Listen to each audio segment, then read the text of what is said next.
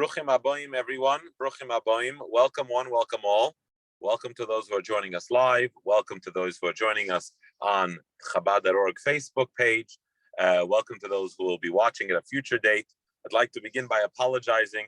I got stuck in traffic and hence I am still in the car a few moments away from my office where I hope to switch on to a desktop momentarily.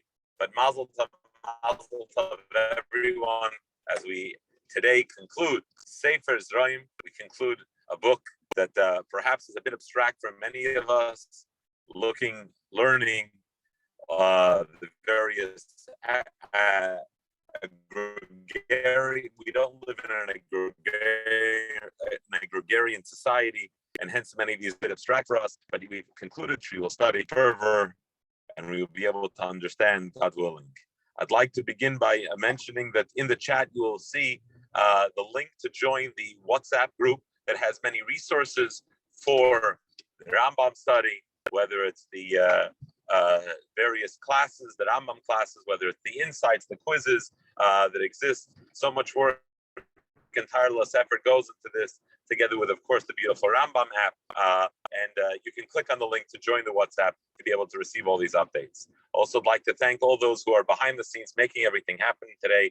Rabbi Cantor in Switzerland, Rabbi Lane, who's running the Zoom today, and all those who are behind the scenes making this happen. So welcome one, welcome all, and mazel tov, mazel tov. We are honored today to have as a guest Rabbi Nissan Zibell. Rabbi Nissan Zibell is the Shliach to Chabad of South Orlando. He is the Kashrus administrator for the Rabbinate of Central Florida. And we'd like to welcome you to the program here. Welcome, mazel tov, mazel tov. Rabbi Zibell, are you here? Yes, I'm here. Do you all hear me? Yes, we hear you. I apologize for the way I look over here. And I can say that one of the fastest growing kashrus organizations in the world, and I say that not because I've read any statistics, but just because I know that everyone from California is moving to Florida, and your constituency is growing by the day. As California empties of Jews, Florida is filling with Jews. So welcome, welcome. Thank you very much, and it's a schus, it's a pleasure and a merit to be here, to be part of such a simcha, finishing Sefer Zeraim, and I really am humbled. Thank you. So you know, they tell the story of the rabbi who just concluded his smicha, his ordination, and he's learned all the different parts of the animal, but he's never seen an animal in person. So we've just finished learning a book about all these different seeds and all the different crops, and we've concluded recently the laws of Shemitah. And for many of us living on this side of the Atlantic Ocean, away from Eretz Yisrael, it's a theoretical idea. Yes, you have to go out and pick the crops, but if you will today, you're on the front lines of the modern kashrus world. So I'd like to ask you if you can sort of travel with us and take us through what Shemitah looks like in the year 2021, how we got here, where we are we really going around picking tomatoes and cucumbers as they are?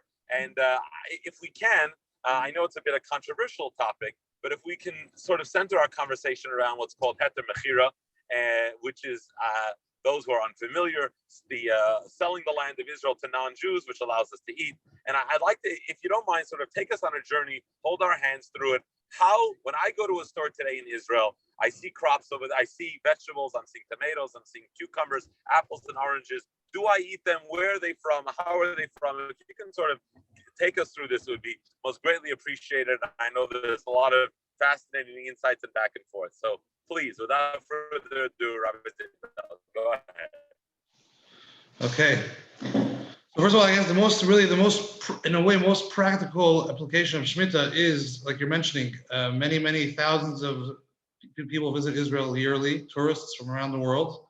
And now during Shemitah, you go to Israel, you're going to go to restaurants, you're going to eat food, go to the store, buy fruits and vegetables. It's a very practical question. How do you know what to buy, what's okay, and so on and so forth? As you mentioned, the heter mechira, the leniency that some sell the land of Israel, the pieces of land to non-Jews. So one needs to know, have direction, and to know what's the right thing to do. As well, later on, we'll talk about in the USA itself how Shemitah could affect us. So to give some history of heter mechira, it started about in the 1880s. There was already a few Jewish families and groups of Jews that began going to Israel and planting and farming the land. And they turned to some great rabbinic authorities. They had a dilemma that Shemitah is coming up, and they have extreme poverty in Israel right now. There's only a few farmers, and they're trying to resettle the land. They're trying to make whatever they could ends meet. And if they don't work on Shemitah, if they don't produce, there's no way they can survive. And any possible future of Jews settling in Israel is just not going to happen. It's not realistic. And there was a big discussion among the halachic authorities then. Some were, regarding the topic of heter mechira, selling the land that belongs to a non-Jew, so that technically you could do work during Shemitah. And there were those that opposed the heter, and those that approved of it. From those that approved of it were famous ones with Rabbi Yitzchak Elchanan Spector, and later on, obviously, Rav Kook, and Rav Herzog, and Rav Tzvi Pesach Frank, and till modern day times today, Rav Ovadia Yosef. These were all people that approved of this heter, of this, so to speak, leniency, and they believe that it's okay to rely on heter mechira for a Jew to give and sell his land to a non-Jew during the years of Shemitah and continue working the land, and all the produce that comes from it is permissible because it's coming from a non-Jew, so to speak, owning it. However, there were those that opposed the entire idea, starting with the Beis Halevi, which was Rabbi Yosef Dov Soloveitchik, the original one from Brisk, the Netziv, Rabbi Nachal Tzvi Yehuda Berlin, the Aruch HaShulchan, Chazain Ish, the Ridvaz, which is Rabbi Yaakov David Wolowski, which lived in Sfas, as well as the more modern day, the Minchas Yitzchak, Yitzchak Yaakov Weiss, which was the head of the Eidach Haredis. They were all opposed to it, and they held that it's not legitimate, and one cannot rely on it to permit the. So give us shortly, because we don't have time for the halachic details. Tell me what were the pros, why it would be allowed, and why it wouldn't be allowed. Just for the layman, this is not something we study in the Rambam together. But what were the arguments for today? What are the arguments for allowing the land to be sold to non-Jews to work, and what are the arguments against it? Okay, so obviously the reason to allow it was based on the premise that if a non-Jew owns the land, any produce coming from there doesn't have the holiness of Shemitah, as well as a Jewish person can work the field and not have any isser. No, there's no prohibition of a Jewish person working the field. The rabbis felt it was okay to do it, first of all, because it was shas adchak. It was a dire circumstances. Like we mentioned, it was poverty. We were trying to reestablish the land, people living in the land of Israel. It was a very tough situation, and therefore, because of shas adchak, because of this dire situation, they relied on certain halachic leniencies, one of them being the opinion of the Raza. The Raza holds that Shemitah today is not even a rabbinical obligation, rather it's midas chasidus. It's like a nice thing to do, it's a pious thing to do, but there's no obligation. Although we don't hold of that according to halacha, like we saw in the Rambam. Rambam says it's a isur d'Rabbanan, it's a rabbinical prohibition to work the land. Nevertheless, they use this idea to be a little bit more lenient. In addition to that, they said, we saw that the Chachamim in the past did give us such advice: sell your chametz on Pesach.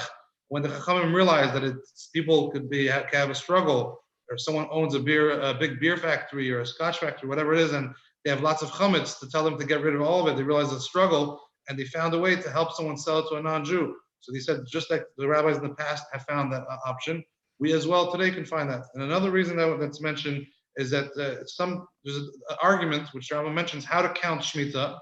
Although halachically we have one way to follow, which we follow, but there is other opinions that say that Shemitah is counted a different way.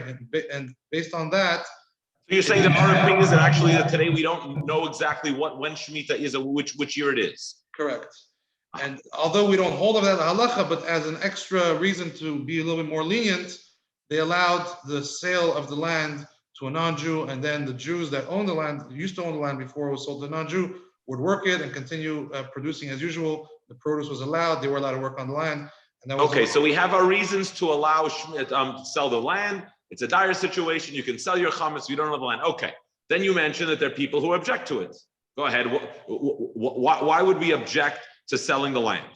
Correct. So one of the first main reasons, one of the big reasons mentioned is there's an isser deraisa, there's a biblical prohibition to sell land to the Jews. It comes from the pasuk that says, "You should not be gracious to them," which says that we're not allowed to sell land.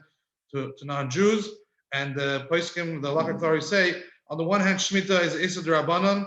On the other hand, the Torah tells us we're not allowed to sell land to a non-Jew. How can we start saying that in order to help Jews avoid an Issa D'Rabbanan, we can be over, we can transgress a biblical prohibition? So therefore, that was one issue. Another issue was that this is not a real legitimate sale. It's only on some rabbis' papers. If you go in the records of the state of Israel, the land still belongs to the Jews. Legally, it still belongs. There's all the official paperwork. It still belongs to the Jews, and therefore it's not so legitimate. In addition, it's only a temporary sale, which in a way shows it's not really. It doesn't seem to be real, and that's another point. And as well, some opinions say that for a temporary sale, even if it's a valid sale, the kedusha, the holiness, does stay on the land. It's only when it becomes a permanent sale to a non-Jew does the kedusha leave, and therefore it wouldn't help. Even if it was a valid sale, it wouldn't help because the fact that it's going back to a Jew in a year or two is really shows that it's not the kedusha is not going to leave the land, and you still have to keep Shemitah in such a land. In addition to that, the rabbis say that the idea of mechiras chametz, to sell chametz, is to help you keep the mitzvah in the Torah. Ultimately, because of this enactment, because of this takana, you now don't own chametz on Pesach. But when it comes to heter mechira, their heter is now uprooting the whole mitzvah. Because of this, now you are going to work the land and you're going to be active and working it when the Torah told you not to work it. So there's a difference between Pesach, that the heter of selling to a guy helps you not own it and not have chametz, and over here the heter is helping you actually go work the land, and which ultimately goes against what the Torah told us, even though there's a loophole, but it in a way uproots what Hashem wanted, the whole idea of resting the land. Okay, so we have the two sides of the debate. And by the way, who are the rabbis primarily who were originally against the heter mechira? Did you know? Well, there was that pose that we mentioned with the Beis Halevi, or Yosef Dov Soloveitchik from Brisk, the Netziv, the Aruch HaShulchan, later on the Chazain Ish, the Ritvaz, and even more contemporary, the Minchas Yitzchak, the head of the Eidah Charedis, Badatz Yerushalayim. Okay, so here we have the two sides. So God willing, if COVID doesn't subside, we are scheduled in our community to go on a trip to Israel in Tevis at the end of the secular year. So we have the two sides of this debate. I'm not asking you to paskin and to tell us what to do, but nowadays, normative halacha. Nowadays, if you were to say a normal Haredi community, I'm coming to Israel, I'm going to the store, I'm going to see produce, heter mechir. What are the sides and where do we stand? And I guess you and Kashrus organizations in America, do you accept, does the OU, does the OK, Chav K, Star K, CRC, or your Hechsher, do you accept heter mechir under any circumstances? Is that used in America today? So the mainstream approach in national hashgachas and the mainstream recommended hashgachas in America is not to accept heter mechira. In Eretz Yisrael, the basic kashrus does accept heter mechira. Those hashgachas that are mehadrin, keep a higher standards, do not accept it.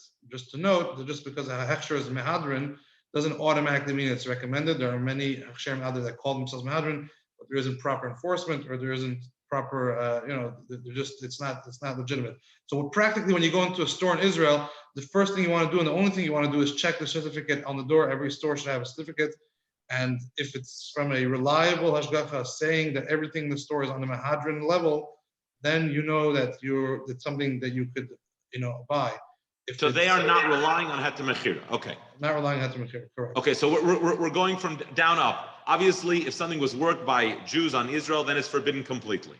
Heter mechira, there's some people that rely on it. Okay, let's move a step up. So if I'm in the supermarket, I see heter mechira produce. How else can I get vegetables? So obviously, I can get vegetables if today tomatoes, cucumbers. If non-Jews, if it's Arab land, fine. But are there any other ways that today? I mean, we learn in Rambam, you can go to the fields and pick people's cucumbers and tomatoes and go get them. How does that happen today? Do we actually go out and pick people's cucumbers and tomatoes? That's a great question. So it is actually a big dilemma, because all the farms and places where they grow produce, they're all pretty far from civilization, and they're growing as much produce as usual. And the people are supposed to come pick it because it's hefker, but we do not have access to it. You have to drive far out, and because of that dilemma, the Chazon So Ish. I'm a frum farmer. I have thousands and thousands of oranges, and they all just rot away this year. Right, yeah, I mean, so it's a great question. So what happened? The Chazon Ish, as well as other halachic authorities, came together and based on a Tosefta in Shvius, which discusses an idea of something called Oitzer Basin, which means the basin has a storage house that they store all the produce, all the hefker produce of Shemitah, and they distribute it accordingly. And the reason why it all started, the idea started when people used to just come to the field and abuse the system and take way too much produce and ultimately maybe even sell it or illegally sell it. And the Chachamim realized that it's not right. They decided to control anything that leaves the field, that's hefker. Everybody has a minimum, the maximum, they can't take more than 3 meals worth. Everything else is confiscated by Beis Din and is put in a storage house. And then they used to distribute it. Before Shabbos, the poor families used to make wine and distribute the wine and make sure that it's all given out to Jewish people all over without any restrictions. And that ultimately, it's the same idea. It's hefker and it's ownerless. It's not owned by anybody. It's just the Beis Din is managing, making sure there's no abuse in the system and making sure it's easily distributed to all those to all Jews that belongs to anybody can come and take it.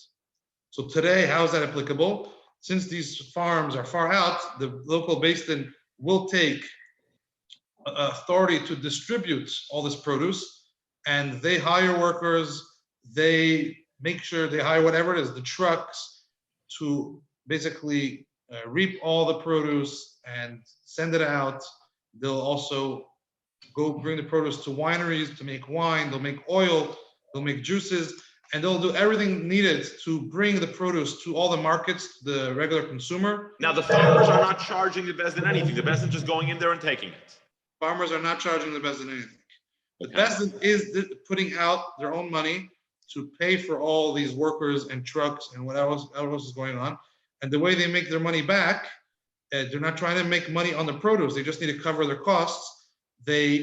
Ultimately, the stores that have this Oitzer Beis Din produce, they charge for it, and that money goes to pay back the Beis Din for their expenses. But they cannot charge a penny for the actual produce, because the moment you charge any money, the kedusha of the produce goes into that money, and now that money has kedusha shvius, it has to be dealt with appropriately. So no money is paid for the actual produce, just for all the labor. And usually the way it's supposed to come out is that this produce is supposed to be very cheap, because you're just paying for labor and not for the produce. There's no difference in price between a mango, pineapple, or potato, because it's all produce and you're just paying for labor, not for so in theory, there should be no difference in price between vegetables, and there should just be a flat rate across each paying for labor. Realistically, so you're saying if I'm going to the supermarket in Israel and I see Tropicana orange juice and I see Oitzer Beis Din orange juice, theoretically the Oitzer Beis Din orange juice should be a lot cheaper. It should be. It should be cheaper, and if realistically it's like that. I think from what I've heard, that realistically sometimes it even costs more. The question is exactly. That's because the Beis Din doesn't know how to manage a good business. Yeah, I guess so. So let's continue this. So is this your kashrus agency, or do American kashrus agencies, would they accept? Would they purchase? Would they allow that in there? The OU, the OK, and Central Florida? Would you, as a kashrus administrator, accept? You don't accept heter mechira nowadays. That's not normative. It's mainstream. But Oitzer Beis Din, if these are things that are gathered by the Beis Din, is that used in normal produce today, in normal production? Well, it can't be accepted by any hashgachas outside of Israel, because this produce, Shemitah produce, is not allowed to leave the land of Israel, and therefore it can't come here. We can't allow it to come, or allow products that have it in it to come to Israel. But hashgachas within Israel, even very reliable hashgachas, Rabbi Reuben's hashgacha and others, will give hashgacha on wine or on juice or on oil, and will write on it clearly in big letters, Oitzer Beis Din. And therefore, it has the kedusha, it has the holiness of shvius, of fruits from Shemitah, which therefore it's got to be used in a normal way. You cannot dispose of it. You can't use it for things that are not the main use, and it has many, many limitations, like the Rama discussed and is discussed in other halakhic sources. You have all the limitations of Shemitah on it, and one of the limitations. Can you find any of that? Would you find a wine like this in America today? Do you have any Oitzer Beis Din? Could you find that? So there are some weak hashgachas which allow production of wine to be exported, and it's Oitzer Beis Din. They are all weak hashgachas. No recommended hashgachas will allow it, but there are weak hashgachas which do allow it, and therefore you will find wines on the market in a year or 2 or 3 when you're not even expecting to look out for Shemitah, but that's when the wines are going to be ready, and it's going to be from the very famous companies like Yarden and Hermon and others. But during the year of Shemitah, they downgrade their hechsher to a weaker hechsher, and that hechsher allows them to do Eitzer Basin and outsource to all over the world. And it will say on the bottle, this is produced with Eitzer Basin, and basically, it tells, and therefore keep the Now, holy. they're not allowed to export it, so they're allowed to keep it in Israel. But if I do have a bottle, am I allowed to, I'm not asking you to paskin, I'm not asking you to rule, but am I allowed to drink that out of America once it was exported? So first of all, even though they're not halakhically not supposed to export it, the agencies do allow it. Some agents, the weak agencies allow it. They rely on very weak heterim, which is beyond the scope of this class, but they rely on weak heterim to export it. And now, if you do, and it ends up at your table. So someone brought it to your Shabbos table as a gift. You now have wine that has kedusha shvius. You could choose to drink it. It's not forbidden to drink it outside of Israel, but you have to be extra careful. No drops can go to waste. Therefore, although Chabad minhag is when we pour a kiddush cup, we have it overflow. If you do have it overflow, you have to make sure afterwards to drink every last drop that overflowed in the plate. And you have to, as well, other practical examples could be when it comes to Havdalah, you can't use it to put out the Havdalah candle because that's called wasting the wine. You can't dip your fingers in it to put on your eyes because that's as well wasting the wine. Pouring out the 10 drops by the 10 makas and by the Seder, and then that's as well another way that's not allowed. It's called wasting wine. You can't use the wine to cook because it's meant to drink, and you're not allowed to change its purpose. And it goes many other ramifications. As well, something you have to be very careful is that the wine you're not allowed to drink it once the time of biur passes, unless you accomplish biur, which biur, according to the Rambam, what we just learned, means actually destroying it. But so let's go to biur for a second. 1 second. So let's take this over. So we have heter mechira and we have Eitzer Basin, which is used. Okay. Now, practically, before we let you go, this is a very fascinating discussion. I see people are weighing in over here. I see people even writing that there's some drive-thrus in Israel that you can actually drive through and just pick up some produce. But from your standpoint, you're in America here today. From us, all of us here in the United States, are there any practical ramifications for us of produce that we're going to see here that will be from the Shemitah year this year? Although it's not very common, but people have spotted Jaffa oranges, tangerine, mandarins, which are produce of Israel. There are some vegetables as well, some peppers from the Galil. There are some pickles. Peppers stay fresh and make their way across the Atlantic? Yeah, I've seen them myself in stores here in Orlando even. There are peppers, pickles. There are many products which find themselves to the market, and they are not coming with heter mechira or with Eitzer Basin. They're coming from places that continue working during Shemitah, and one cannot buy it. It's problematic. If someone did buy it, they should contact the Rav. It could be complicated exactly how to go about. But that's one practical aspect. Another practical aspect is esrogim. Next year, Sukkot, many people use esrogim for Israel. Israel is one of the biggest exporters of esrogim, and all the esrogim are grown during Shemitah. So how do we get esrogim? How can we use the esrogim? It's a discussion in halakhic authorities. You mean because you're not allowed to export Shemitah produce outside of Israel? Good question. So what's the answer? So it's a discussion, but those that allow it based on the idea that if we don't export it, Jews will not be able to do the mitzvah, and having a little of an esrog is a biblical mitzvah. It's an important mitzvah, and to refrain and to hold Jews back from doing it because of the Isser, because of the prohibition to export, it's not strong enough, and therefore they allow it. And generally, it's acceptable. It's accepted that one can use an esrog, even in America, that comes from Shemitah. The next question is what to do with the esrog after Shemitah, because you're not supposed to in any way disgrace the food or mistreat it. And the accepted custom is to generally just let it dry out and let it be. And once it's totally dried out, like a piece of wood, and it's not edible, you can discard of it respectfully, and you don't have to. That's it. That's basically what you have to do. Very nice. Another thing is matzah. Maybe you'll get matzah from Israel. So the matzah bakeries that have a hadron hashgacha, that have a reliable hashgacha, which is on top of it, the wheat will either come from the 6th year, from this past year, or will come from a non-Jewish field. They'll come from outside Israel, but they'll figure out a way. It's not going to be Eitzer based, and they're not going to be exporting matzah that has the kedusha of Shemitah. it's going to be matzah which is grown from wheat, which doesn't have the kedusha of Shemitah, without relying on heter mechira. We know the Rebbe used to have an esrog from Calabria, but also from Eretz Yisrael. Did the Rebbe export? Did they bring the Rebbe an esrog from Eretz Yisrael in Shemitah? That's a very interesting question. So actually, when it was the Shemitah, the Sukkot after Shemitah, the Rebbe asked not to get him an esrog from Kfar Chabad because of the various questions involved. The Rebbe wanted to be Mahader and not get involved at all in these questions. It's what's interesting to note. Rav Moshe Feinstein, which was a big paisuk here in America and around the world, held you're not allowed to export the esrogim, but if it was exported, you have no isser to buy it. There's no prohibition to buy it. But the exporters are not allowed to actually do it. But once it is, you're allowed to buy it. So we could keep this discussion going. People are weighing in. This is fascinating. Thank you very, very much for sharing your expertise with us and for giving us an insight a little bit into the modern world of Shemitah today.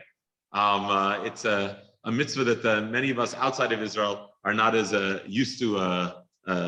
And we know in a theoretical sense, but practically, thank you very much. This was fascinating, and I see people are weighing in over here, people saying that things are cheaper, people asking questions, and we'll continue this discussion going. We are going to actually formally, with everybody here together, to do the Siyum, after which we have a great quiz with everybody on Sefer Zeraim, including $100 that will go to the winner, as we have many times, and a very famous halacha. And we'd like to ask you, Rabbi, to please, after such a beautiful discussion, to please honor us with the actual Siyum. We'll all celebrate together, and we'll begin together the new Sefer. So please, the Siyum of Sefer Zeraim. Go ahead. Okay, not only is this what we spoke about in regards to the tribe of Levi,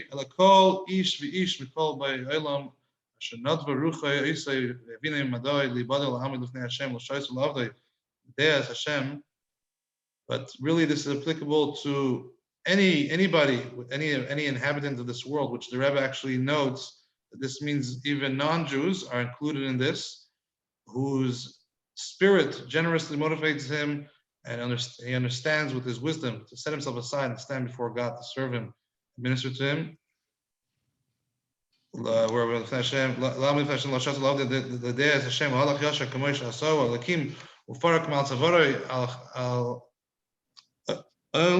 החשבונות הרבים אשר ביקשו בני אדם, הרי זה נזקדש חיל קדושים ויהיה השם חלקי ונחלצי לעולם, ולעולמי עולמים. ויזכה לו בעולם הזה דבר המספיק לו, כמו שזכה לקיינים לווים.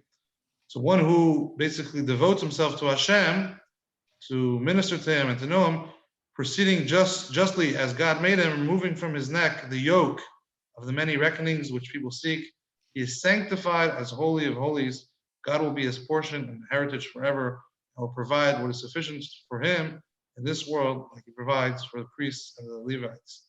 We know the Rebbe says, we see from here that Chasidi Umas Elam, righteous non-Jews, as well get Elam Haba, because this verse that's talking about Hashem Chelkai Nachlasei, God is his portion, his heritage forever, is talking about Elam Haba. He ends off, Ari David Allah Shalom Eimer, Hashem Nos Chelki V'Chaisi Atar Temich Gerali. King David says in Tehillim, God is my lot, my portion, you are my cup, you are my support. And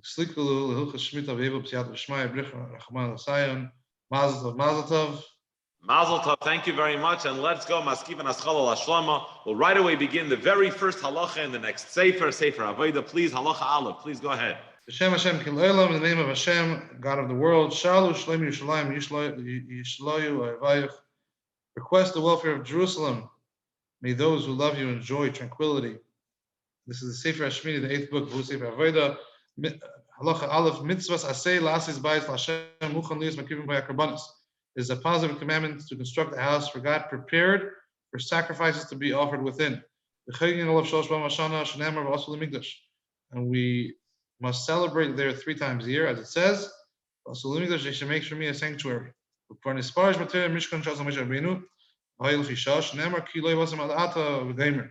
sanctuary constructed by Moshe is already described in the Torah. It was only temporary, as the Torah tells us, for at present you have not come unto the resting place and the inheritance which will ultimately be. Thank you very, very, very much. Hashem should bench you with tremendous hatzlacha, success in your shlichus and in providing kashrus to Central Florida and beyond. Thank you very much. Your wisdom was enlightening, and it's much, much more to talk about. Our time is limited, and this should obviously all give us an oomph, an excitement, and a passion to be able to study Rambam and to move forward in our study of Rambam. So thank you very, very much. And now we'll go to the quiz. If we can please pull up the quiz. Rabbi Zibell, thank you so much. Here we go. Question number 1. If you have the quiz there, for everybody, if we can pull it up, I may be the only one who don't see it here.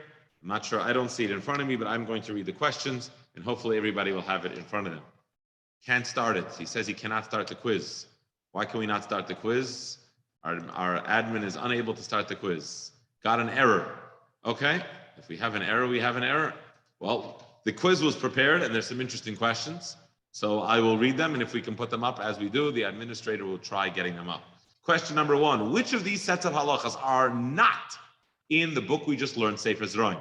Is it Hilchas Kilayim, Hilchas Matnas Aniyim, Hilchas Bikurim, or Hilchas Tevel? Okay. Question 2, which of these Kilayim are usur, are forbidden only in Eretz Yisrael? Who remembers? Which of these are prohibited only in Israel? The Kilayim of 2 different types of grain, Kilayim of grain and grapes together, Kilayim of 2 different types of animal, or Kilayim of 2 different materials, wool and linen. Which Kilayim is only prohibited in the land of Israel? Again, our admin is trying to get these questions up as we go. Okay, which of these sets of halachas have only a mitzvahs aseh, and which have only and which have only lois aseh? Okay, so we have like this. Does Hilchas Kilayim only have a lois aseh and Hilchas Meiser only has an aseh? This is a little complicated to see without the test in front of you. Does Hilchas Trumas only have a lois aseh and Hilchas Shemitah v'Yelo only has an aseh? Does Hilchas Meiser Sheni only have a lois aseh and Hilchas Matnas Aniyim only has an aseh? Or does Hilchas Bikurim only have a lois aseh and Hilchas Kilayim have an aseh? Okay, that's a tough one. Here's an interesting one. What does the Rambam write about tzedakah? Number 1, a person will never become poor from giving too much tzedakah. B, giving tzedakah is a sign of the offspring of Avram. C, tzedakah brings the Geula closer. D, whoever has mercy on others, Hashem will have mercy on him. Or E, all of the above. Question number 5, based on this sefer, who can remember how would be the best way to prepare meat as a delicacy? Would you cook it with barbecue sauce? Would you roast it with mustard? Would you deep fry it with gravy? Or would you saute it with vegetables? Which of the following, question number 6, does not have the number 1/60th? You don't give a 60th of. Is it truma, challah, peah, or bikurim? Which do you not have a 60th of? Number 7, in what year did the Rambam write the laws of Shemitah v'Yovel? Was it 4,936 since creation? Was it 1,487 since Minyan Shtaris began? Was it 1,107 years since the destruction of the Beis HaMikdash? Or was it D, all of the above? 8, many poor people approach you for tzedakah. Who has priority? A, is it a Kohen Gadol who is unlearned? B, is it a mamzer who's a great Torah scholar? C, is it your father who's an average Torah scholar? Or D, is it a Levi? Which one would you give first? Which one has priority? Number 9, what is the bracha recited when you redeem a firstborn son? Is it al pidyan haben and shechiyanu? Is it liftais habachar and shechiyanu? Is it baruch patrani me'enu shalazah? Or is it hagoy malchaya lechavim teves and shechiyanu? And lastly, what should not be done in order to destroy Israel? Aleph, make fires in the open. B, don't demolish your home to make a garden. C, if your house collapses, then you should be sure to rebuild it. D, B, and C, or E, none of the above. I'm sorry, this is not out in front of you, but we'll go through the answers very quickly. The halachas that are not in this book are Hilchas Tevel. The one that is forbidden only in the land of Israel is Kilayim of 2 types of grain. The sets of halachas that have only 1 positive mitzvah and 1 negative mitzvah, as Kilayim only has 1 negative, and Meiser has only 1 positive. The Rambam talks about tzedakah, he talks about everything. He says that you never become poor, it's a sign of being an offspring of Avram, it brings the Geula closer, and whoever has mercy on others, God will have mercy on them. How do you cook something in the best way possible? Roasted with mustard. That's, remember how the Kohanim used to cook the Zroya, the Lachaim, and the Keva. Which one doesn't have a 60th? Well, Truma you give a 60th of if you're stingy. Peah you give a 60th of. Bikurim you give a 60th of. Challah you don't. Challah, if you remember, is a 24th or a 48th. Number 7 was, when did the Rama write these laws? Well, he wrote them, all of them. He lived in the year 4936. That's when he wrote it. It was 1487 from Minyan Shtaris, and it was 1107 years after the Beis Hamikdash was destroyed. Who you give your tzedakah to first? Well, your father, who is an average Torah scholar. He takes precedence over a Kohen Gadol who is unlearned, over a Mamzer who is a Torah scholar, and over a Levi. What's the bracha for Pidyon Haben? Al Pidyon Haben and Shechiyanu. And lastly, what should not be done in Israel to destroy it? Don't demolish your home to make a garden, and if your home collapses, be sure to rebuild it. Apologize for the quiz not being up, but l'chaim everybody, mazel tov, mazel tov. This is a beautiful, I get many regards from many people who watch it, who enjoy, and this really adds, for myself personally, it adds an added measure of excitement, knowing that we've concluded a sefer. So many people make a big deal when they conclude one of the Masechtas of Gemara, when they do Daf Yomi, and that creates an excitement to enter the new book. But as we conclude Rambam, we ought not make any less of a celebration when we conclude these books that allow us to go from strength to strength. Sefer Avodah, we'll learn about Hilchos Beis HaBchira, and may we very soon witness not the Beis HaBchira in a written form where we have to have charts to be able to understand it, but may it be there in front of us to grow from strength to strength. Mazel tov, everybody. L'chaim, a good evening and a good Chodesh. Mazel tov for Beis Kislev, for Gimel Kislev, and for all the days of Kislev to follow. Hatzlach and a good evening.